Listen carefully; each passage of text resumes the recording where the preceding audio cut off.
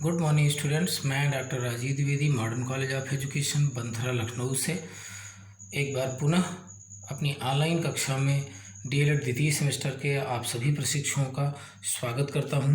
छात्रों, जैसा कि आपको ज्ञात है कि अपने पूर्व के वीडियो में मैंने राइट टू एजुकेशन 2009 जो अनुच्छेद 21 का यानी आर्टिकल 21A के अंतर्गत यह अधिनियम पारित हुआ था, उसके संबंध में मैंने चर्चा की शुरुआत की थी और मैंने बताया था कि इस अधिनियम में राइट टू एजुकेशन 2009 के अधिनियम में कुल 7 अध्याय और 38 खंड हैं, जिसमें से मैंने अध्याय 1 से लेकर के अध्याय 3 तक आप सभी से अपने राइट टू एजुकेशन पार्ट 1 वाले वीडियो में चर्चा किया था। आज मैं राइट टू एजुकेशन 2009 पार्ट 2 के वीडियो में आप सभी से अध्याय 4 से लेकर के अध्याय 7 में दिए गए प्रावधानों के संबंध में आप सभी से परिचर्चा करूंगा। छात्रों, आइए हम लोग शिक्षा का अधिकार यानी राइट टू एजुकेशन 2009 जो निःशुल्क एवं अनिवार्य शिक्षा का अधिकार कहा जाता है, जिसके अंतर्गत ये प्रावधान किया गया है कि 6 से लेकर के 14 वर्ष तक की उम्र के सभी बच्चों को निःशुल्क एवं अनिवार्य शिक्षा का प्रावधान किया जाएगा। इसको मौलिक अधिकारों के अंतर्गत रखा गया है आर्टिकल 21A जोड़ करके। छात्रों, आज हम अध्याय 4 की शुरुआत करते हैं। अध्याय 4 के अंतर्गत राइट टू एजुकेशन 2009 के बिल में स्कूल और शिक्षकों के दायित्व के संबंध में प्रावधान किए गए हैं। इसके अंतर्गत ये कहा गया है कि सरकारी विद्यालय निःशुल्क शिक्षा प्रदान करेंगे ही निजी और विशेष श्रेणी वाले विद्यालय को भी आर्थिक रूप से जो कमज़ोर वर्ग के या निर्बल समुदायों के जो बालक हैं उनके लिए पहली कक्षा में समस्त निजी श्रेणी वाले विद्यालयों को भी 25% सीटें आरक्षित करना अनिवार्य होगा। इसके अलावा जो दूसरा प्रावधान इसमें किया गया है कि कोई भी विद्यालय प्रवेश लेने के लिए ना तो कोई अनिवार्य दान या चंदा ले सकेगा, अर्थात किसी भी प्रकार का कोई भी विद्यालय डोनेशन आदि का प्रावधान नहीं कर सकता है, डोनेशन लेने का प्रावधान नहीं कर सकता है। इसके अतिरिक्त बच्चों को के एक चीज़ और देखने को मिलती है स्कूलों में कि बच्चों के प्रवेश के समय अभिभावकों का इंटरव्यू आदि लेकर के एक चयन प्रवेश प्रक्रिया को अपनाया जाता है, चयन करने की एक प्रवेश प्रक्रिया को अपनाया जाता है। इस प्रकार की चयनात्मक प्रक्रिया या प्रवेश की प्रक्रिया को रोका गया है। इसके लिए इस बिल में मना किया गया है। यदि कोई ऐसा करता है, प्रवेश देने के लिए अनिवार्य रूप से कोई डोनेशन लेता है, तो इसका 10 गुना यानी जितना वो डोनेशन लेगा उसका 10 गुना अर्थदंड के रूप में उसको हर्जाना भरना पड़ सकता है। इसके अतिरिक्त चयन प्रणाली अपनाने के लिए यानी प्रवेश के लिए जो अभिभावकों आदि का इंटरव्यू लेकर के चयन प्रक्रिया का संपादन किया जाता है स्कूलों के द्वारा। अगर इस प्रकार का कोई स्कूल करते हुए पाया जाता है तो अगर पहली बार पाया जाता है तो उसको केवल 25,000 रुपये का आर्थिक दंड देना पड़ेगा, किंतु अगर दूसरी बार इस तरह की प्रक्रिया प्रकाश में आती है उस स्कूल के संबंध में तो यह हर्जाना दुगना यानी 50,000 रुपये तक का हो सकता है। यदि कोई स्कूल पूर्व प्राथमिक शिक्षा भी प्रदान कर रहा है यानी प्री प्राइमरी एजुकेशन भी किसी स्कूल में अगर चल रही है तो इन कक्षाओं में भी 25% सीटें जो कमज़ोर वर्ग के बालक होंगे उनके लिए आरक्षित करना पड़ेगा, यानी 25% उन बालकों को भी प्रवेश देना अनिवार्य होगा। इसके अतिरिक्त बच्चे की उम्र का जो निर्धारण होता है वह जन्म प्रमाण पत्र के द्वारा किया जाएगा, जो कि जन्म मृत्यु विवाह पंजीकरण 1986 के नियम के अनुसार दिया जाएगा। लेकिन प्रमाण पत्र के अभाव में यानी किसी प्रकार के कागज पत्र के अभाव में किसी भी बच्चे को प्रवेश देने से इनकार नहीं किया जा सकता। यानी किसी भी दशा में इस के अंतर्गत स्कूलों का ये दायित्व होगा कि किसी भी बच्चे को प्रवेश देने से कोई भी स्कूल मना नहीं कर सकता है। इसके अतिरिक्त स्कूलों का एक दायित्व और इसमें निर्धारित किया गया है कि किसी भी बच्चे को किसी भी कक्षा में रोका नहीं जाएगा और ना ही स्कूल से निष्कासित किया जाएगा जब तक कि वह प्रारंभिक शिक्षा पूरी नहीं कर ले। इसके अतिरिक्त जो अगला प्रावधान है, इसके अंतर्गत किसी भी बच्चे को किसी प्रकार की शारीरिक अथवा मानसिक यातना नहीं दी जाएगी स्कूलों में। इस प्रकार किए जाने पर ऐसे शिक्षकों के विरुद्ध या ऐसे व्यक्तियों के विरुद्ध अनुशासनात्मक कार्यवाही का प्रावधान इस बिल के अंतर्गत किया गया है। इसके अतिरिक्त जो अगला प्रावधान इसमें दिया गया है कि जो अनुदान ना पाने वाले यानी निजी स्कूल जो हैं, ऐसे स्कूलों को छोड़ करके सभी स्कूलों की एक प्रबंध समिति होती है। वैसे आपको बताना चाहूँगा कि जो निजी स्कूल हैं उनका भी अपनी एक प्रबंध समिति होती है। हालांकि उनके लिए इसके लिए बाध्यता नहीं है, किंतु अनुदान ना पाने वाले निजी स्कूलों को छोड़ करके सभी स्कूल एक प्रबंध समिति का गठन करेंगे। इस समिति में विभिन्न वर्गों के प्रतिनिधियों को रखा जाएगा। जैसे इस समिति में स्थानीय सरकार के चुने गए प्रतिनिधि रहेंगे, स्कूल में नामांकित जो बच्चे हुए हैं उनके अभिभावक होंगे। कुल सदस्यों में 3/4 सदस्य अभिभावकों में से होंगे, यानी जितने भी इस समिति में सदस्य होंगे उनका काफ़ी कुछ हिस्सा अभिभावकों से भरा जाएगा। वंचित और कमज़ोर तबके का भी इसमें प्रावधान किया गया है इस समिति में। ऐसे तबकों से महिलाओं को भी पर्याप्त प्रतिनिधित्व की बात इसमें कही गई है। इसके अलावा इस समिति के जो ये स्कूल प्रबंधन समिति होगी, इसके कुछ दायित्व का भी निर्धारण इस बिल में किया गया है अध्याय 4 के अंतर्गत।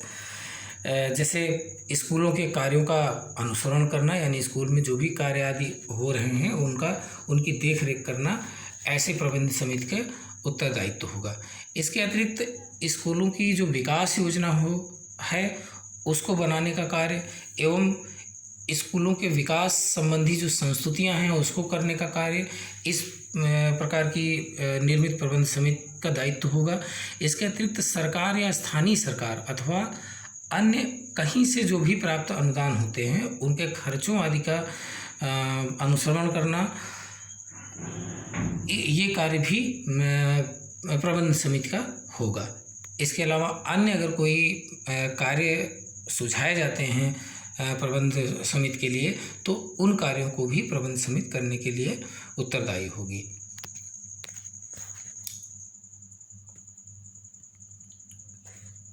स्कूल प्रबंध समिति द्वारा बनाई गई स्कूल विकास योजना राज्य सरकार और स्थानीय सरकारों के अनुदान देने का आधार बनेगी। यानी कोई भी स्कूल की प्रबंध समिति अगर स्कूल के संबंध में कोई विकास की योजना बनाती है तो यह योजना उस स्कूल को सरकारी अनुदान प्राप्त करने के लिए आधार बन सकता है।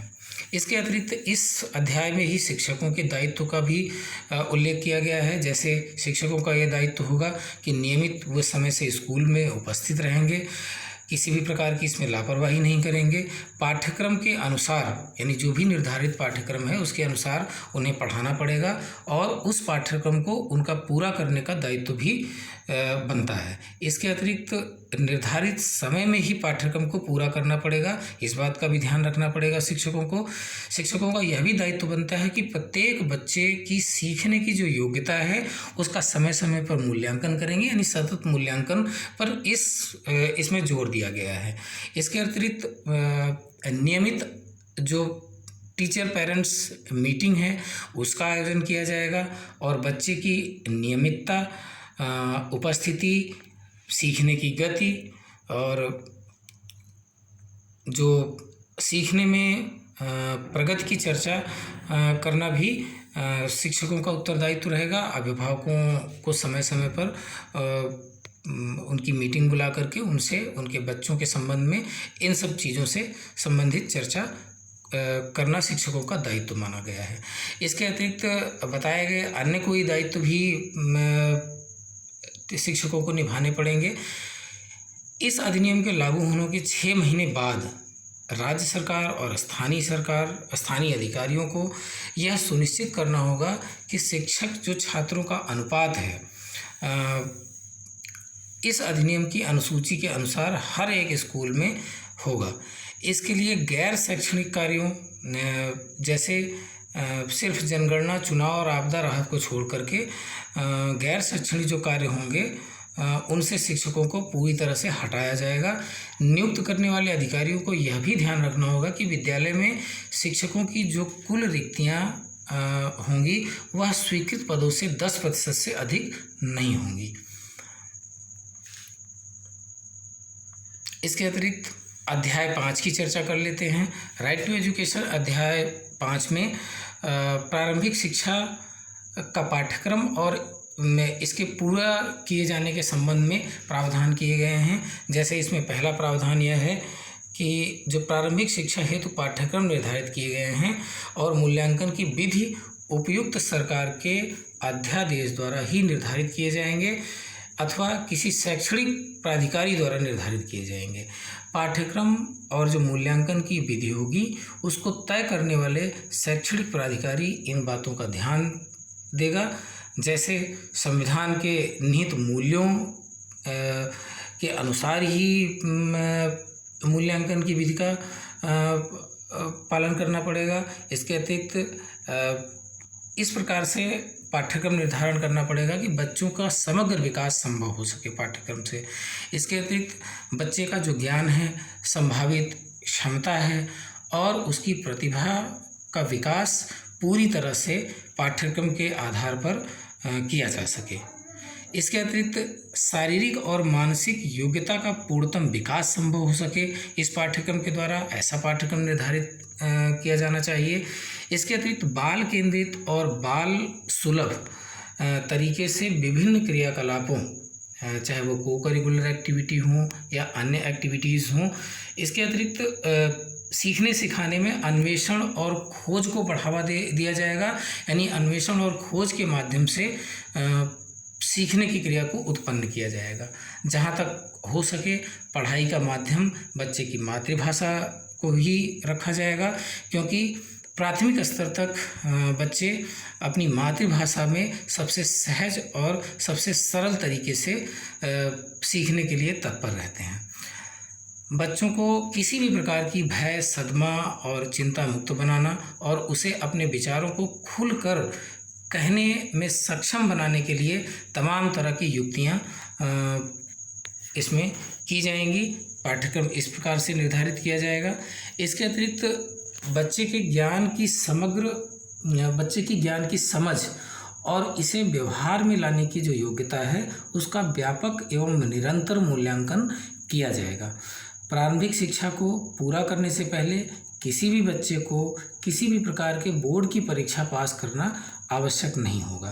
प्रारंभिक शिक्षा को पूरा करने वाले प्रत्येक बच्चे को निर्धारित तरीके और निर्धारित प्रारूप के अनुसार प्रमाण पत्र प्रदान करने का प्रावधान भी इसके अंतर्गत किया गया है। इसके अतिरिक्त अध्याय 6 में बाल अधिकारों के संरक्षण की बात की गई है। राइट टू एजुकेशन 2009 के अंतर्गत इसके अंतर्गत ये कहा गया है कि बाल अधिकार संरक्षण अधिनियम 2005 में प्रावधानों के अंतर्गत गठित राष्ट्रीय राज्य बाल संरक्षण आयोग अपने निर्धारित कार्यों के अतिरिक्त इस अधिनियम के तहत प्रदत्त प्राधिकारी की समीक्षा करेंगे और उन पर प्रभावी क्रियान्वयन के लिए सिफारिश करेंगे। साथ ही जो निःशुल्क और अनिवार्य शिक्षा के बच्चों के अधिकार के संबंध में प्राप्त शिकायतें होंगी उनका भी निस्तारण, उनकी भी जांच ये आयोग करेंगे।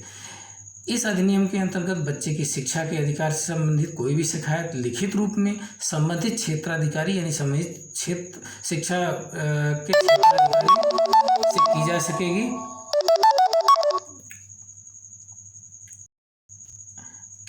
की जा सकेगी। संबंधित अधिकारी यथाशीघ्र मामलों का निपटारा भी करेगा।